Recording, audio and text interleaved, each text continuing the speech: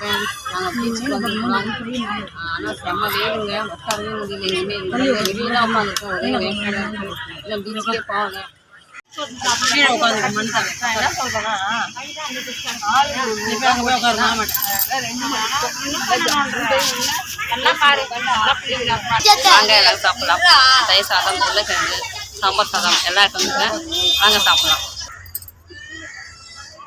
எல்லாம் வந்து சாப்பிட்றாங்க. சாப்பிட்டுட்டு தான் பீச் பார்க்க போகிறோம். புது ஆள் ஒருத்தர் இருக்கார். இவர் தான் என்னுடைய தங்கச்சி பையன். கேமரா ஃபோட்டோ எடுத்தால் என்ன சொல்லுவாரா என்னன்னு தெரியல, பயமாகுது. அந்த பூங்காவில் வந்து சாப்பிடக்கூடாதுன்னு சொல்லிட்டாங்கங்க, பாரதி பூங்காவில். அதனால் வந்து அதுக்குன்னு வந்து இடம் ஒதுக்கியிருக்காங்களாம் சாப்பிட்றதுக்குன்னு. அங்கே போய் சாப்பிட சொல்லிட்டாங்க. நாங்கள் அங்கே வந்து சாப்பிட்டுட்டு மறுபடியும் வந்து இந்த பாரதி பூங்காவுக்கே வந்தாச்சு. இப்போ எங்கே போகிறோன்னா ஆயி மண்டபம் தாங்க பார்க்க போகிறோம். பூங்காவில் இருக்குது இல்லையா அந்த மண்டபம். 1852 வருஷத்தில் அரசர் 3ஆம் நெப்போலியன் அவரால் கட்டப்பட்டது தாங்க இந்த ஆயி மண்டபம். ஆயின்றது ஒரு பெண்மணி. அவங்க நினைவாக அவங்க வந்து அந்த காலத்தில் தண்ணீர் பஞ்சம் நீக்கிறதுக்காக அவங்க வீட்டை இடிச்சிட்டு அந்த இடத்துல வந்து குளம் தயாரித்து அங்கே பொதுமக்களுக்கு தண்ணி சேமித்து கொடுத்துருக்காங்க.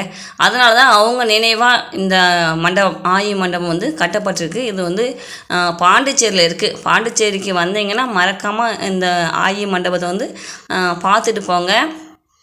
அதுக்கப்புறம் வந்து நாங்கள் பீச் பார்க்க போயிட்டோங்க.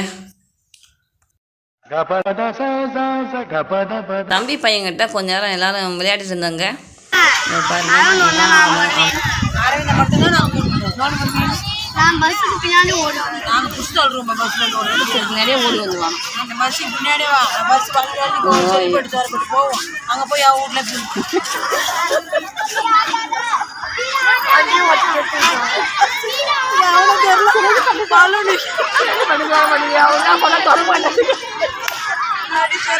அது கூட இல்ல நீங்க பார்த்து ஏங்கல காட்டு நான் வந்து பலூன் நிக்கிற மாதிரி இருக்கிறோம். பஞ்சு மிட்டாய்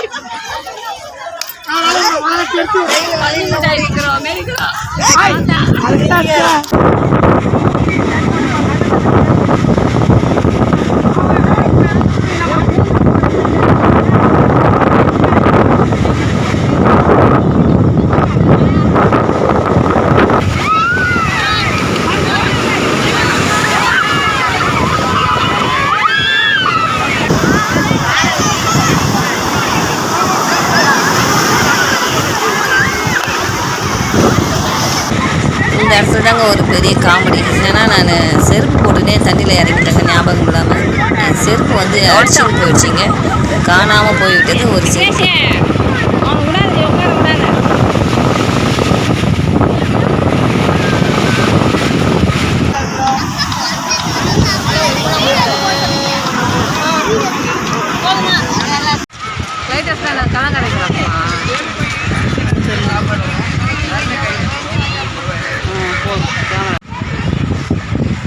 ஒருத்தர் ஃபோன் வச்சு ரொம்ப நேரம் போஸ்ட் பண்ணுறாங்க. அவங்களுக்கு வர அழுது நிற்கிறான். அவனுக்கு க்ளோஸ்அப்பில் போடா. நான் உனக்கு க்ளோஸ்அப் பண்ணுங்க. கையெடு இப்படியா இப்படி போடா.